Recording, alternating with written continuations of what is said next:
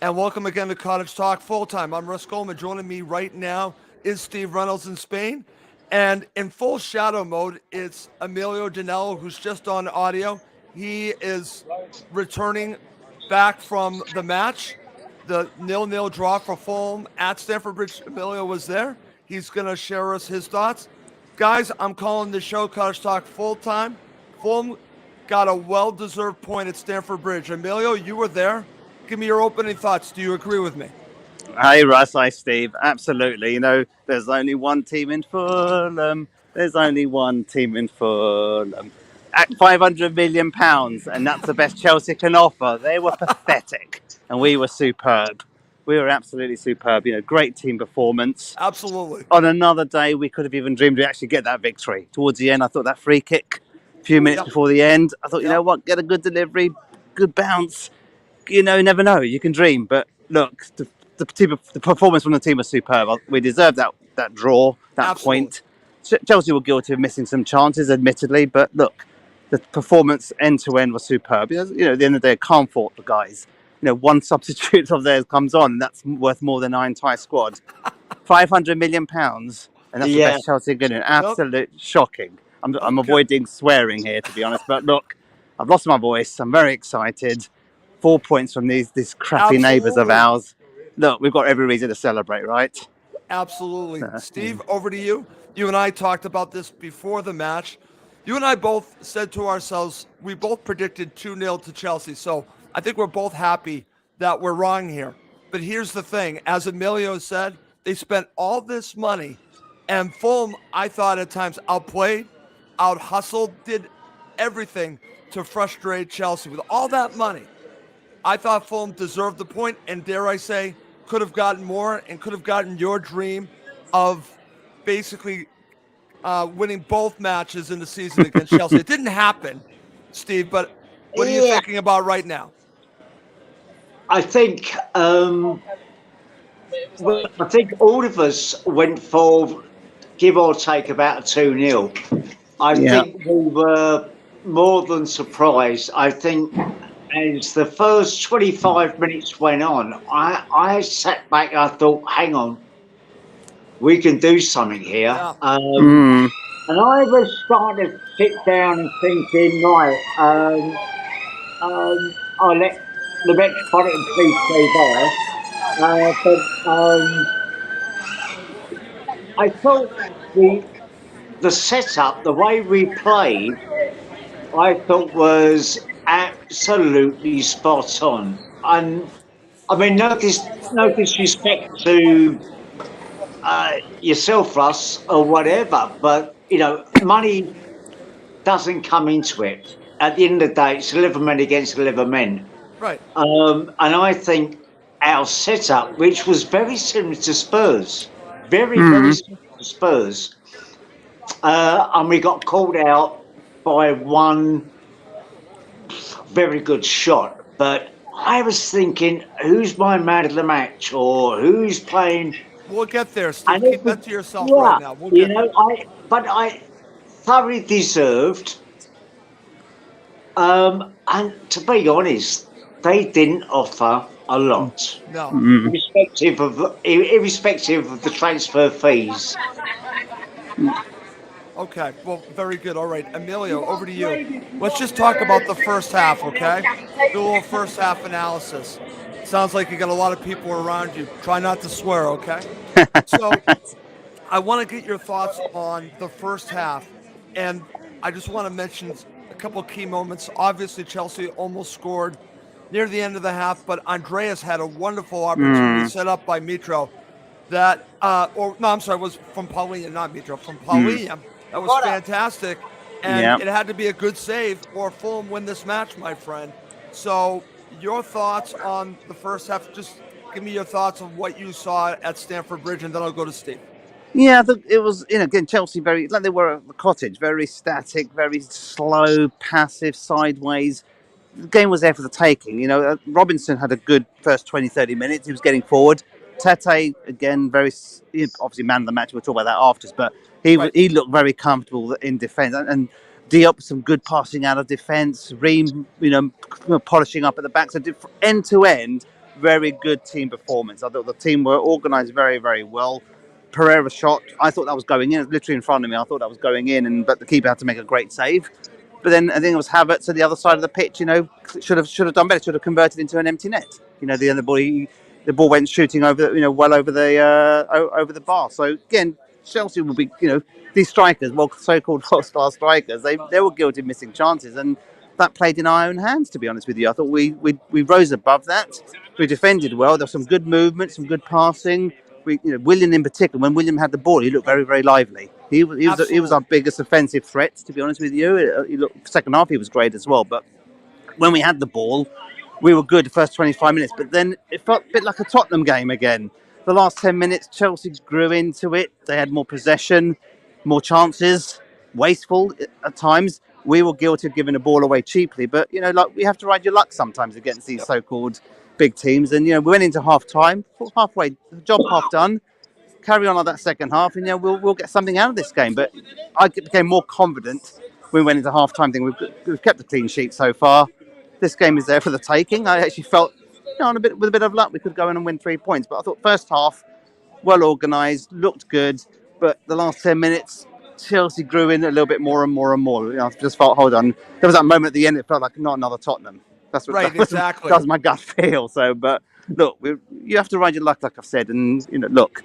We'll all take that 0-0 into half-time. So, yeah, great first-half performance. Okay, very good. All right. Emilio, I'm going to share this from our friend Chris Goodwin. He says, I hope the Fulham Shadow behaves himself in enemy territory. So I thought you would want to know that. In the ground, there's a few blasphemous shouts, chanting. I don't often do that, but, yeah, there's a lot of blasphemous chanting there as well. And, I've got a few videos, not necessarily of me, swearing here and there, but again, I think I was entitled to a bit of celebration tonight. So, but yeah, overall, I was well behaved, enjoying the game, biting my fingernails, and coming out of that very, very delighted to come away with a point. Okay, thanks, Steve, Chris. Over to you. So I want to get your analysis of the first half. You already talked a little bit about it, but it's funny because when I was watching halftime here in the U.S. with Danny Higginbotham and Robbie Mustoe, like I said, as Danny Higginbotham said after the match, he said Fulham were magnificent. He said that at the end of the first half. Very interesting what Emilio said. It reminded him a little bit of the Tottenham match, except Chelsea didn't score the goal. And it's funny because on USA Network, they basically were giving me the impression that they thought Fulham edged the first half. Do you think Fulham edged the first half? Is this down to me, Russ? Yes. Yeah, I think we probably did. I think we all, between the three of us, the three amigos, as it were, we were worried about Mudryk. He's quick and he is good. No two ways about it. He's a good player, and we were worried about how Tete and certainly Diop would be able to handle him. I think the fact that he was taken off summed it all up. I think on the whole, it's so. I know Emilio's got a man of the match. Realistically, I'd say the team. There's been a lot of negativity, let's say, about Diop. I thought Diop was wonderful at the back, along with obviously Ream. But we expect that from Ream. We don't always expect it from Diop. Right. I think William was superb. And I think, if we're discussing the first half, I think we probably edged it. Yeah, I think we edged it. And I'm sort of looking at my watch, and we're coming out at 40 minutes, and I'm thinking, well, hang on, we haven't really been tested yet. No. And I'm sort of sitting back, but with the sort of a nervousness, i.e., we've done 40 minutes. Can we keep this going? But I think Marco set up the team perfectly. Against well, how much you want to spend? I mean, it just goes to prove money is not. It's not. It doesn't matter. It's how good you play in the Exactly, team. Steve. Exactly. Yeah. Very good point. Good stuff. I'm going to bring Emilio back in here. So I'm going to share a couple comments, and then we'll talk about the second half, guys. So Chris Goodwin had another comment, Emilio. He said, Fulham were the better team. Just shows that you do not need to spend 500 million pounds on a team. Yeah. That's followed up by Martin Smith. This is what he said. Fulham were pure quality all over the park. Take a bow, Fulham, quality team.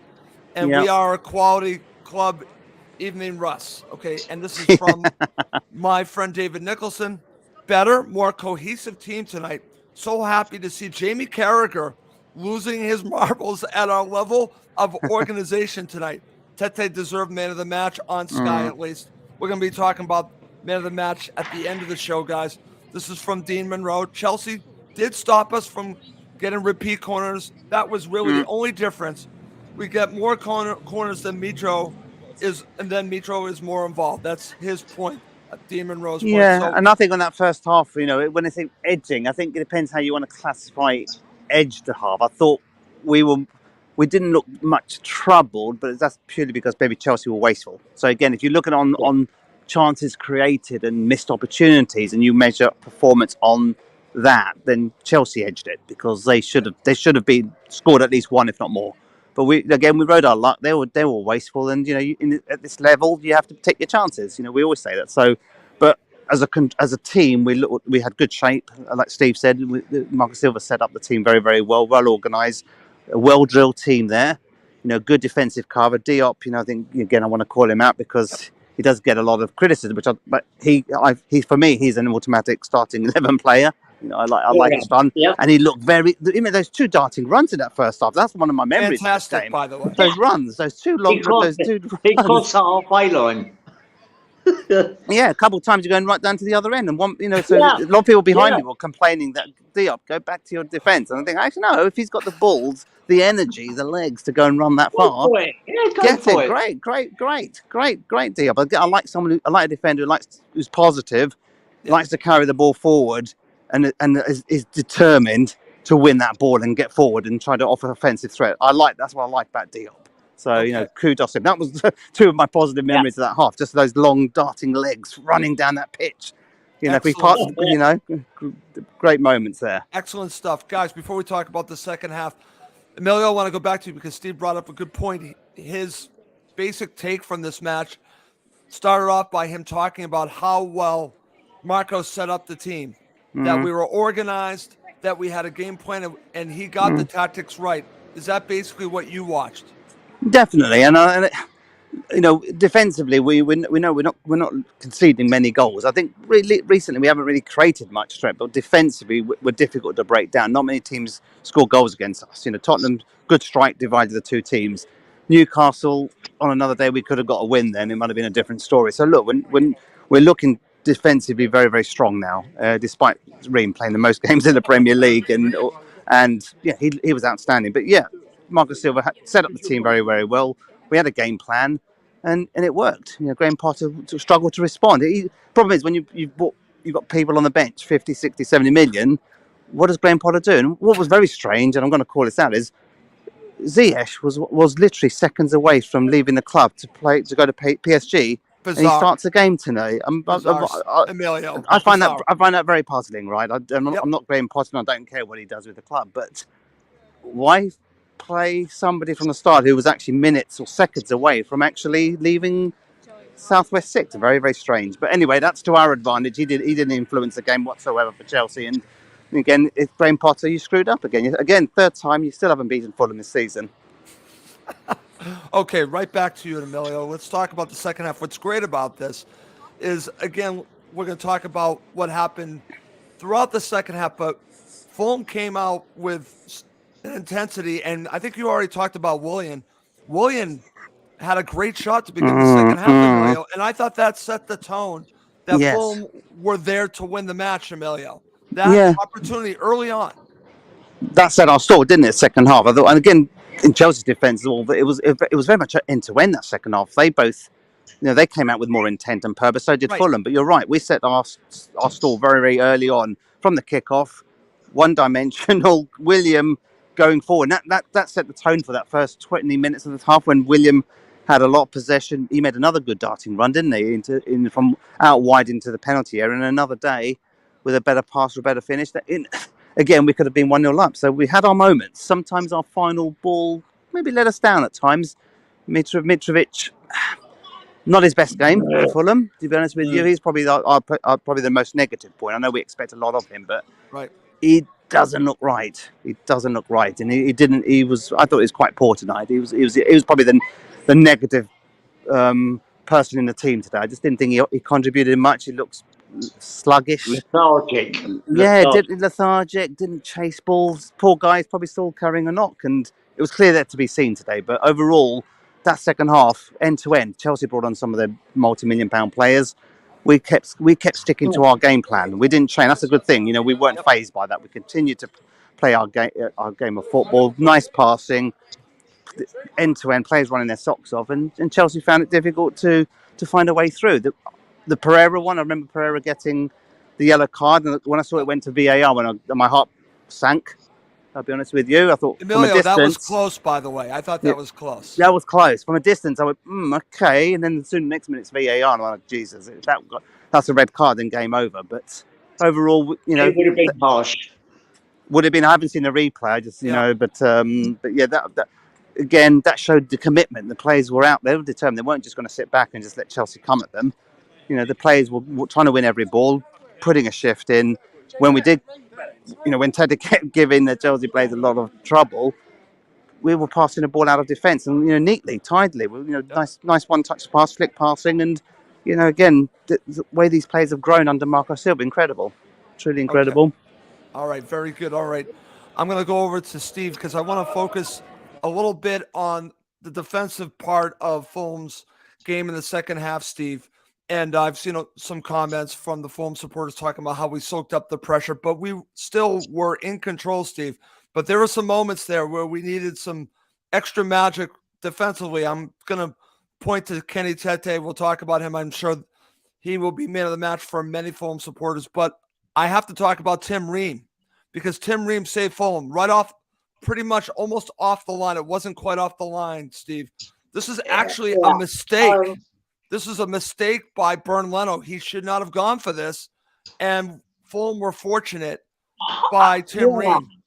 I mean, to be honest, Russ, we are only talking about it because basically it's so rare for Bernd Leno to do something like that. Yeah. Human. Exactly. He got it wrong. Ream backed up. But I think if you look at Robinson and you look at certainly where I thought, and I think most of us thought the major threat would come was going to be on the right.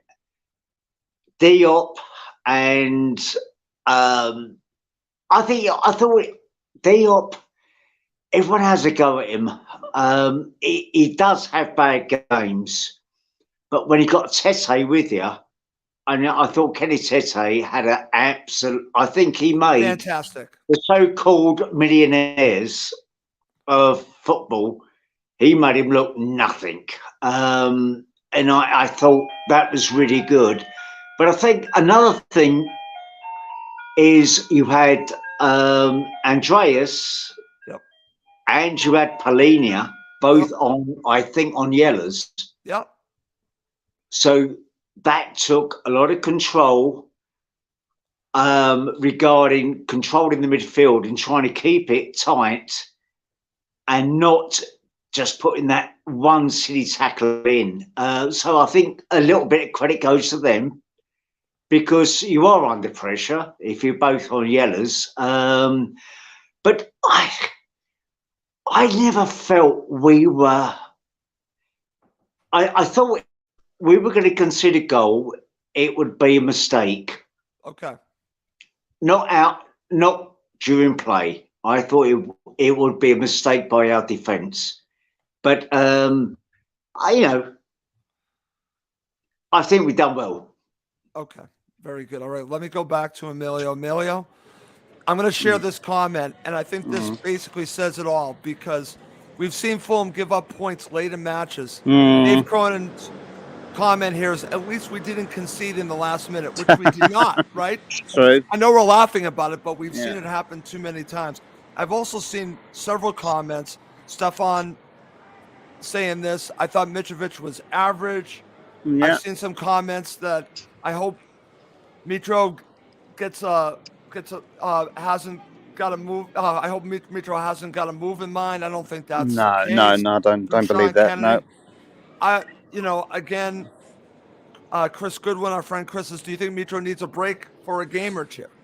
So, bunch of different things talking about Mitro, but overall, Emilio, when we look at the second half, and then we'll finish up this full-time show with man of the match in just a second. Just talk about what you watched defensively from Fulham in the second half, because I think that's really the story of the second half. Yeah, definitely. I think, like you made the point about Tim Ream sort of saving Fulham. Then they messed up, and Tim Ream, clearing off the line. Great clearance there.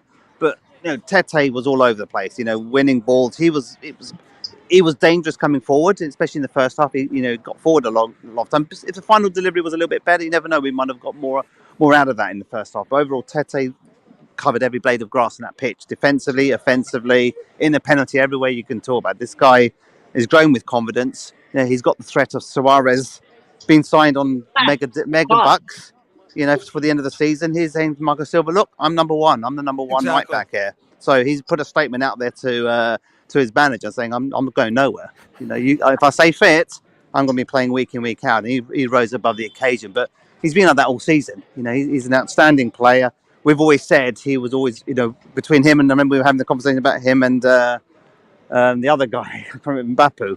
Who would we play? Clearly, it's always Tete you choose. And Tete, when he didn't play those games in the autumn, we looked more vulnerable in defence. But overall, defensively, looked very solid.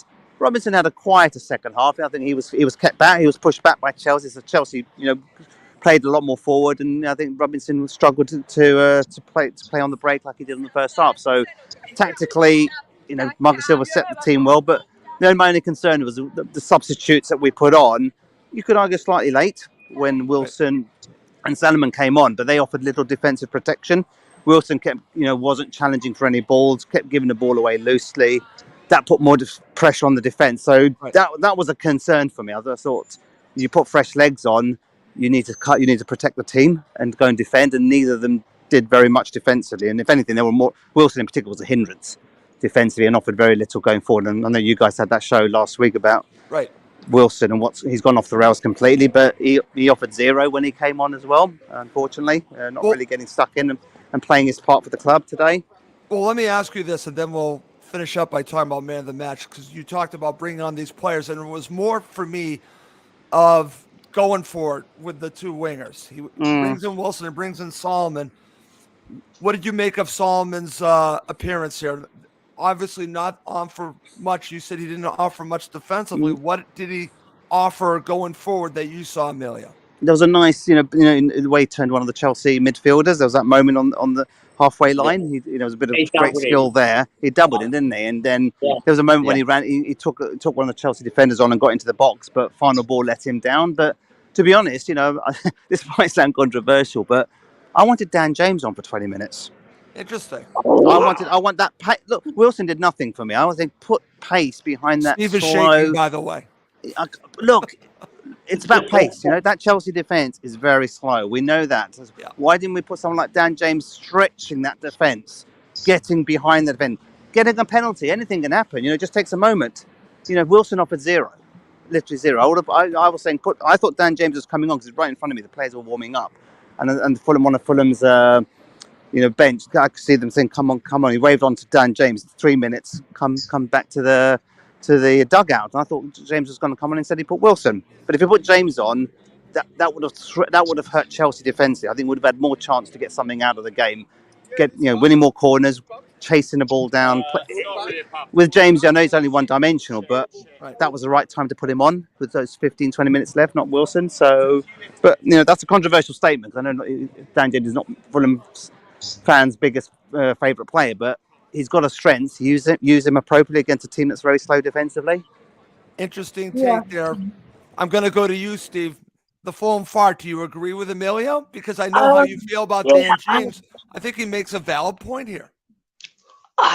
You see, I'm not sure.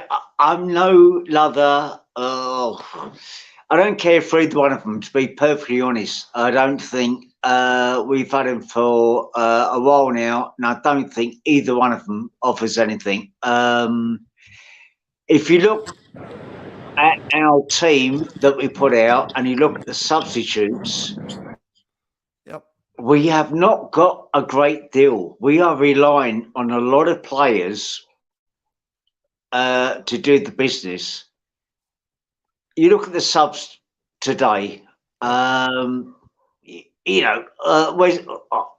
we can go down the striker routes and everything else to do with it, but we are still very, very short if we really want to compete. I think we're going to do well this season. I think we will probably end up top 10. I think possibly even better. But we are just, we're short of a couple of players that might just push us up there. As a team, we're doing well. I think Silva's got a unity within the main players in the team. You look at William. I mean, come on. He was excellent tonight again. I think the likes of Pladina and probably Andreas, both on yellow cards, they kept their cool. They did. If we'd had one bad tackle and a player sent off in, let's say, the 60th minute, we would have been up against it. But it's that calmness that I think it's just Fulham. I'm not a great love at Silva at times, but I think he's got a team that's working for him. My thoughts on Suarez, as you all know, is not great. But I think, hey, beginning of the season, would you have turn around and said to me, we're going to take 4 points off the landlords up the end, up the road? No.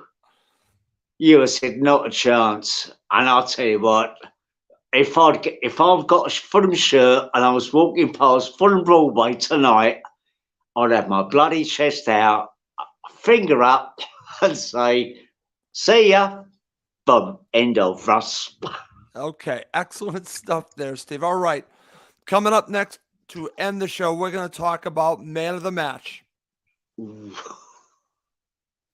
Okay, Steve, to end the show, we're going to talk about man of the match. Hopefully, Emilio will be able to rejoin us. He had to drop off, but hopefully he'll be back on to give us his thoughts on man of the match. I'm just going to share a couple comments before we end the show and go to man of the match. This is what Wayne Walden had to say. Diop played well tonight. Sean Kennedy says, when it comes to Tim Ream, my supply of superlatives has been exhausted. This is from Dean Monroe. We didn't park the bus to hold on to a point. We pushed right to the end. That's a very good point from Dean Monroe. Val, our friend Val, says Tete and Ream Diop all had top game, man of the match, whole team, all played their part. Very interesting. Dave Cronin says has to be Tete, although Ream was solid. We have so many comments, guys. Let's see what else we've got. So I'm going to bring Emilio back on. Emilio, I'm going to go to you. So who was your man of the match? I think Tete by a country mile, to be honest with you. I think it was, like I mentioned at the beginning, great team performance, some very good, individual performances. But the key thing, we played like a unit. You could argue the whole team deserves man of the match, but clearly Yeah. Tete was outstanding tonight. Didn't put a foot wrong. I don't actually remember any errors that he made throughout the game. Won free kicks, battled, fought, made it difficult for Chelsea, frustrated Chelsea, and was getting a hell of a lot of support from our fans. I've never seen the Fulham fans chant for Tete as much as I've heard them chant tonight. And for me, it's Tete, but the team deserves kudos and deserve probably the whole man of the match as well, just for their contributions, hard work, the shift they put in. Even Bobby Reid, for example. I know we've not mentioned him tonight, but he put a shift in, right? He does what Bobby Reid does best. He worked his socks off. He's not. We know he's not technically the best player in the world, but he does what he does well, and he put in a shift, worked hard, got free kicks, got corners. What more do you want from these players? So, you could argue the whole team deserved man of the match, but individually, Tete by a country mile. Okay, I'm going to share some comments before I go to you, Steve. This is from Sean Kennedy. You could have bought 4 Riverside stands with the money Chelsea recently spent on players. I love that. This is from Black, White, and Fred. King Kenny, Tete, man of the match. This is from Chris. Tete, easily man of the match. Can't remember seeing a better performance by a Fulham fullback. Great stuff. This is from Monty Maz. Kenny, all the way, man of the match. We're getting all Kenny Tete, man of the match. Chris Goodwin, also my man of the match, is the same as Gary Neville's. Kenny Tete. Okay. Over to you, Fulham Fart. That would be Steve Reynolds. Who's your man of the match? I'm going to... It's the obvious. I mean, everybody talks about Ream. But he's a consistent player. I think the fact that Issa has come in place of Tosin, I think he's gone under the radar. Yep. And I think that, yes, Tete was superb, but on that side, on that right-hand side, it takes 2 to tango. Yep. And I think that I would give it a Diop because I think the lad deserves it. Okay. I think he's underplayed times, but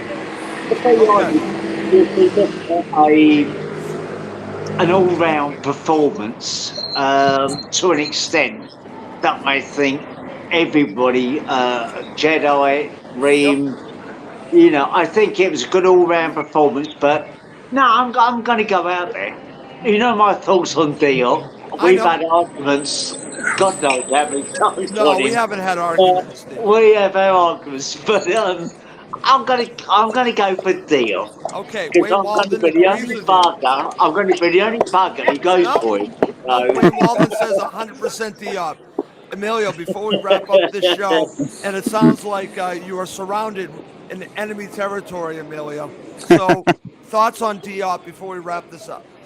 No, very, very good performance. Those offensive runs I mentioned earlier, he was great. But he's winning a lot of headers and directing the headers. There's sometimes defensively you head the ball and you head it out or you head it wide. But he had purpose. He was winning those headers, directing the ball appropriately, and just was always. I could always actually see the way him and Tim Ream were working together and hand signaling each other and eye contact. All those softer words I keep observing during the games. There's a good rapport there between Ream and Diop, and that will hopefully continue to strengthen. So overall, he had a very, very good performance. But I still feel that Kenny Tete contributed more in terms of just winning those battles.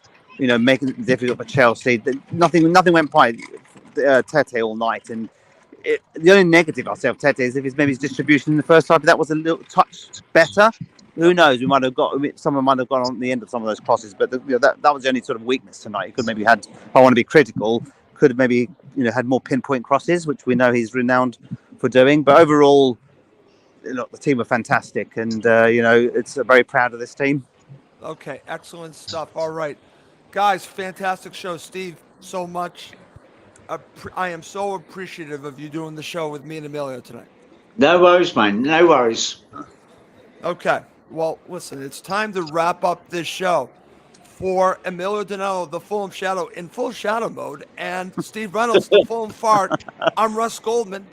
Thank you as always for watching and listening to Cottage Talk, now part of the Talk Sport Fan Network.